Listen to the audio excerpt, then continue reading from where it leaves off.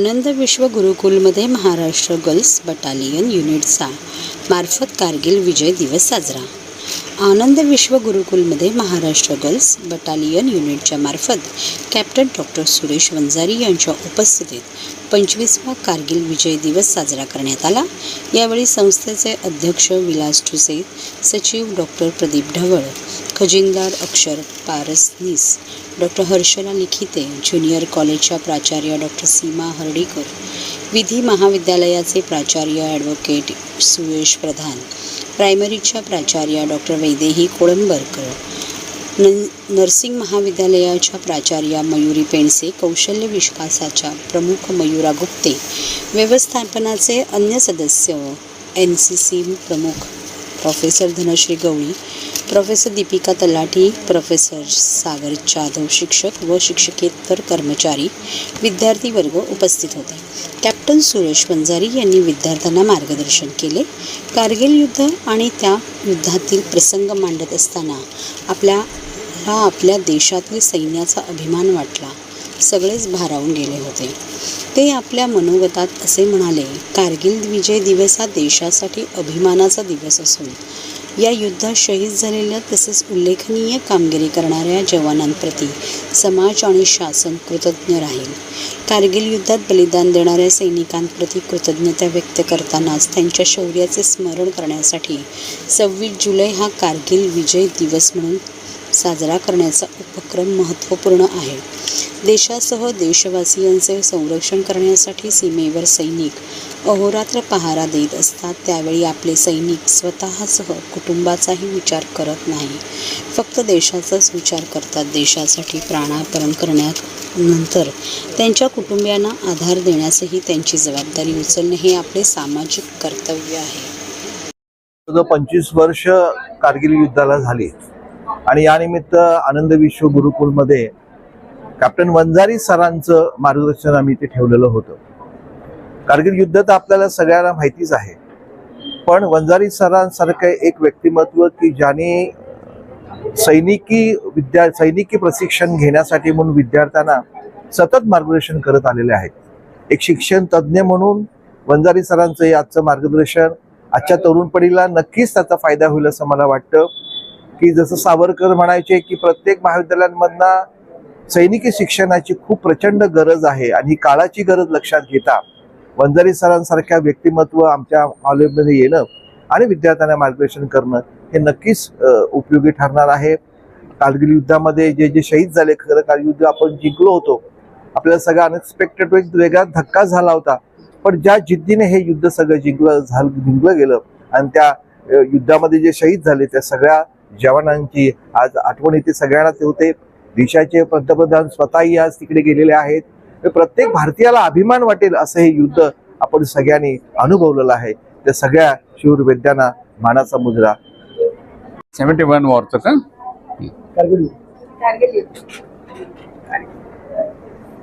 नाही, 71 war is not Kargil, this is Bangladesh. Actually, basically 71 war, I was not that, just before that I was retired. बाहेर आलो होतो मी. पण जगामध्ये आपण पाहतो बरीच राष्ट्र, अमेरिका घ्या, रशिया घ्या, they were the considered the super power after the second world war. पण hats off to this Indira Gandhi Prime Minister who fought the war. That is a decisive battle. Decisive war होतं ते. म्हणजे fight करून आणि 15 दिवसात राष्ट्र दुभागून east Pakistan आणि waste Pakistan केलं. त्यामुळे ते सुद्धा एक इंदिरा गांधी या बाबतीत अतिशय मोठं धाडस आणि अतिशय मोठे कर्तृत्वान असं समजलं जातं. आजच्या स्टुडंट्सला आपण काय गायडन्स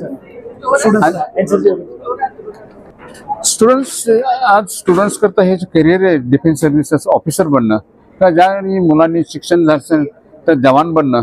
आज त्यांना पगार उत्तम झाले.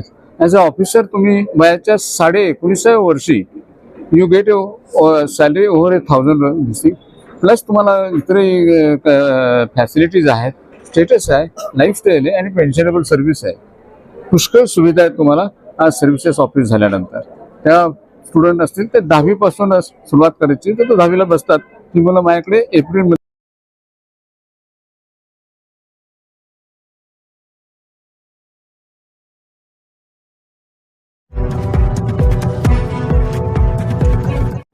महाराष्ट्रातील भगिनींना आधार देणारी राज्य शासनाची मुख्यमंत्री माझी लाडकी बहीण योजना.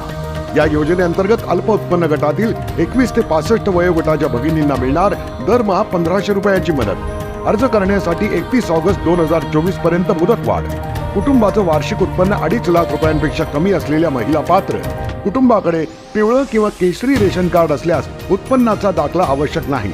पांढरं रेशन कार्ड असेल किंवा रेशन कार्ड नसेल तर कुटुंबाचं वार्षिक उत्पन्न 2.5 लाखांपेक्षा कमी असल्याचा दाखला आवश्यक. योजनेसाठीचा ऑनलाईन अर्ज नारी शक्ती दूत ॲपवरून किंवा पोर्टलवर भरता येईल. ज्या भगिनींना ऑनलाईन अर्ज भरता येत नसेल त्यांच्यासाठी अंगणवाडी, ग्रामपंचायत, वॉर्ड ऑफिस, सेतू सुविधा केंद्रामध्ये किंवा आशाताई बचत गटाच्या CRP यांची मदत उपलब्ध. आता आपल्याला अभिमानानं म्हणता येईल, सुखी आणि सुरक्षित आहे माझी लाडकी बहीण.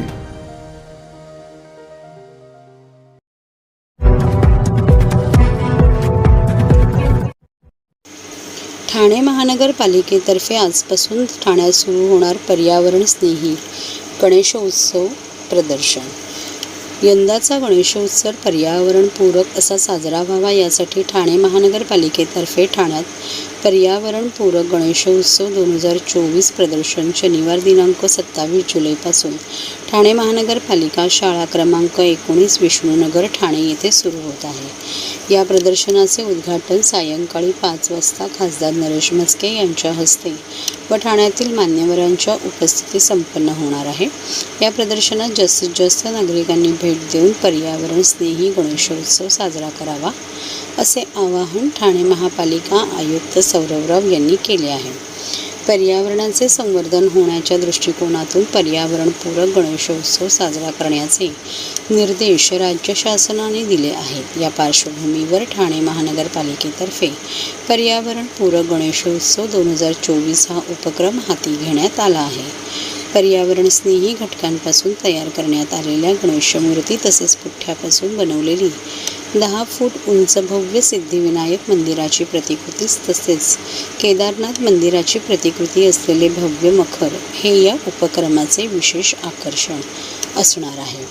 तसेच इतर सजावटीच्या साहित्याचे प्रदर्शन व विक्री देखील या प्रदर्शनात केली जाणार आहे.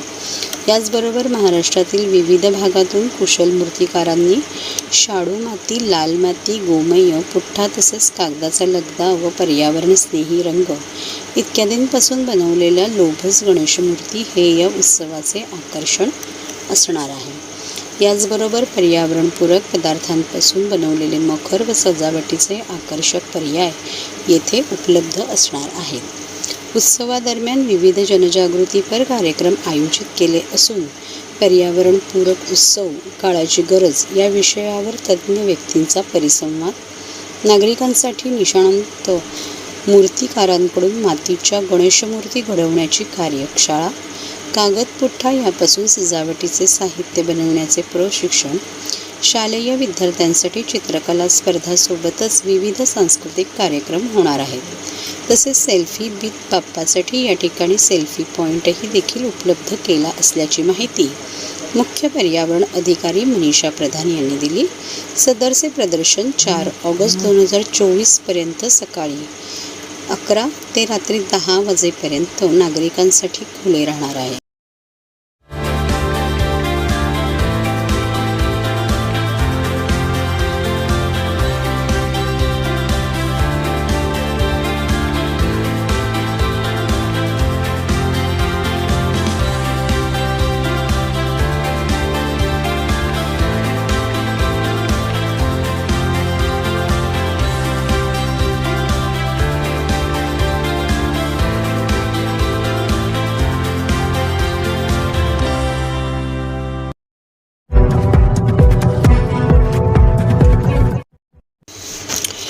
दहा मोबाईल मेडिकल युनिटमार्फत 81 अतिदुर्गम भागात आरोग्यसेवा.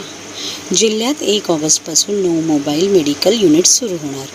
केंद्रीय मंत्रिमंडळाने प्रधानमंत्री जनजाती आदिवासी न्याय महाअभियानाला PM जनमन मंजुरी दिली. विशेषतः वंचित आदिवासी समूहाच्या PVTG, कातकरी कोलम व मारिया गोड सामाजिक आर्थिक परिस्थितीत सुधारणा घडवून आणण्यासाठी प्रधानमंत्री PVTG विकास मिशन सुरू करण्यात आले आहे. या अभियानाअंतर्गत आरोग्य आणि पोषणसारख्या मूलभूत सुविधा देण्याबाबत लक्ष केंद्रित करण्यात येणार असून ठाणे जिल्ह्यात आदिवासी व अतिदुर्गम भागात एक मोबाईल मेडिकल युनिट मुरबाड व शहापूर तालुक्यात सुरू असून 9 मोबाईल मेडिकल युनिट 1 ऑगस्टपासून सुरू करण्यात येत आहे, अशी माहिती जिल्हा आरोग्य अधिकारी डॉक्टर गंगाधर परगे यांनी दिली.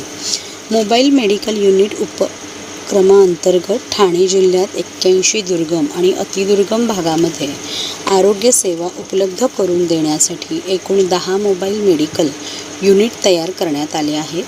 मोबाईल मेडिकल युनिट हा प्रकल्प सेवा पुरवठादारामार्फत चालवण्यात येत असून प्रकल्पाअंतर्गत दुर्गम आणि अतिदुर्गम भागातील लोकांकरिता या मोहिमेअंतर्गत 18 प्रकारचे औषध व 12 प्रकारचे प्रयोगशाळा तपासणी उपलब्ध करून देण्यात येणार आहे. ठाणे जिल्ह्यातील ग्रामीण भागात मोबाईल मेडिकल युनिट प्रकल्पाअंतर्गत मुरबाड तालुक्यात 3, शहापूर तालुक्यात 3, भिवंडी तालुक्यात 2, अंबरनाथ तालुक्यात 1 व कल्याण तालुक्यात 1 असे एकूण 10 मोबाईल मेडिकल युनिट सुरू करण्यात येणार आहे. ठाण्यात पावसामुळे पोलीस भरती पुढे ढकलली.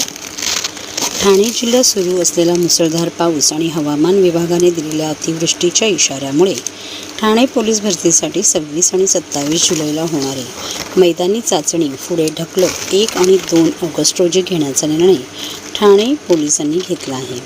ठाणे पोलीस आयुक्तालयाच्या आस्थापनेवरील पोलीस शिपाई संवर्गातील 666 तर चालक पोलीस शिपाई संवर्गातील 20 रिक्त पदांसाठी भरती प्रक्रिया राबवण्यात येत आहे.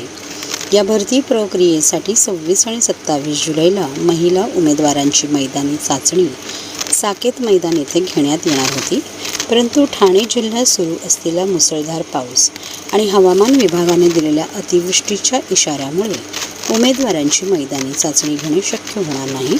त्यामुळे 26 आणि 27 जुलैला होणारी मैदानी चाचणी पुढे ढकलत ही चाचणी 1 व 2 ऑगस्ट रोजी घेण्याचा निर्णय ठाणे पोलिसांनी घेतला आहे, अशी माहिती ठाण्याचे अप्पर पोलीस आयुक्त संजय जाधव यांनी दिली आहे.